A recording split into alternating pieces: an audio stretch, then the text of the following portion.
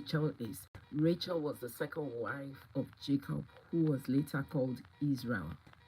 And the thing in life is that I've noticed that many times we're in very difficult situations and we cry to God and make promises to God and vow that, God, if you just get me out of this mess, I'm not going to do this, or I'll do this for you.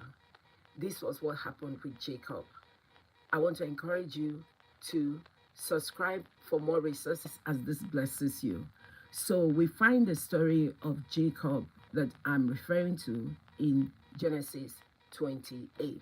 So Jacob had gotten into trouble with his brother Esau, and his family told him, you need to leave because your brother, your twin brother, is going to try to kill you. And he leaves his father's house, Isaac, with nothing.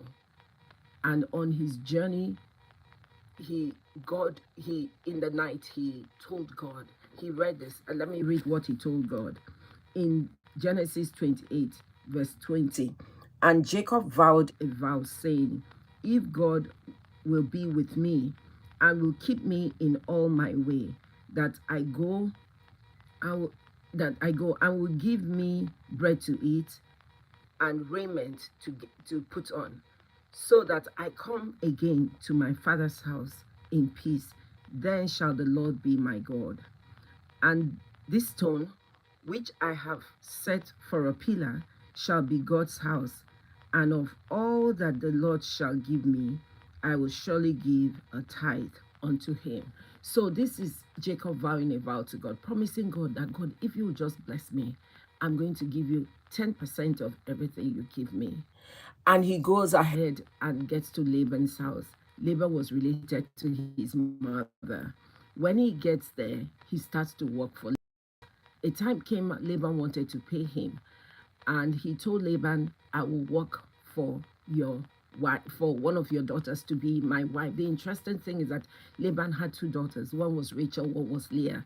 Leah was the older one. She wasn't pretty, but Rachel was the pretty one.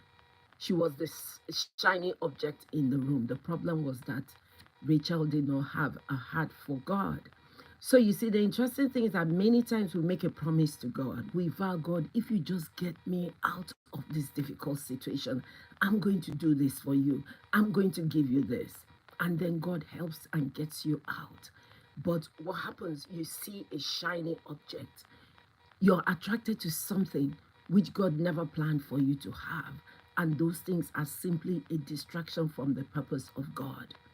Laban gave him Leah, tricked him to marry Leah. He had to work for 7 solid years to marry Leah. And when he discovered he had been given the wrong woman, he now decided he was going to work for another 7 years for the shiny object Leah, which I strongly believe God never wanted him to be married to Leah. And instead of receiving the blessings of God and now start giving God 10%, he didn't do that. He another 7 years, and I'm going to show you from scripture that Rachel was a distraction. The question I want to ask you, what is distracting you from fulfilling the promise that you gave to God? Remember that God is a promise keeper, and he wants you to be a promise keeper. God does not want you to make promises and not keep it. So for 7 additional years, he worked for a woman who was cantankerous but beautiful, who had no heart for his God, but beautiful. You may be in a job that's paying you well, but God never wanted you to be there. God never wanted you to have it, but it was your own plan and your own agenda. Do you notice that Jacob never asked God what he wanted him to do? He wasn't like his father Abraham, who needed a wife for Isaac and sent Ebenezer, I believe it was Ebenezer, to go get a wife, and they prayed over it. Jacob didn't pray over his wife, who he was going to marry. He looked with his eyes and went for Rachel. So for 14 years, he was working for women, forgetting that he had promised to give God 10%. And so this continued, but God never left him. The same way, God did not walk away from you because you took your eyes off him. He's waiting for you. When God's hand is upon your life, he doesn't take his hands off you. You are the one that take your hands off God, until he eventually left Laban. And we'll see this crazy story later in Genesis 31. What happens here? When he leaves the house of Laban, his wives went with him. But guess what? Rachel took her father's household gods. Isn't that crazy? The same woman he worked 7 extra years for, he wanted to go back to his God. But Rachel, because she didn't love God, took her household gods. There are people that you're going along with that are actually a hindrance. They're bringing curses along in your life. The question is, who are these Rachels? And it happened to be that eventually Laban confronted Jacob about the household gods.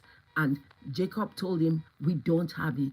And Jacob now proclaimed a curse, not knowing he was cursing Rachel, that anyone that has it is cursed. And guess what? Because of that, Rachel never got to the promised land. She died along the way when she was giving birth to Benjamin. Can you imagine Rachel being the one that raises Joseph and Benjamin? She was not part of the plan that God would have for Jacob's life. God realized that Rachel was going to be a stumbling block in Jacob's life, but God didn't kill Rachel. Rachel brought a curse for her life, on her life, and that was why she died. But the big question is, who is your Rachel? Who is that person, or what is your Rachel? What is it that you're taking into the new year that you have no business going in with? We need to reassess our relationships, where we are at each point in time. Remember the promises you made to God. Do you know it was after Rachel died? That was when Jacob now came back and built another altar to God. And he told his family, put away all the household gods. It's time to put away all those things that God does not want in your life before you enter into your new year. There are relationships that you need to sever. There are Rachels, those shiny objects, those beautiful things that you're holding on to that God is asking you today, you need to let go of, because for God to fulfill his destiny in your life, you cannot move ahead with Rachel. If this is helping you, give me a thumbs up and subscribe if you're not yet subscribed. Leave a comment, share the video to help somebody. God bless you. Bye-bye.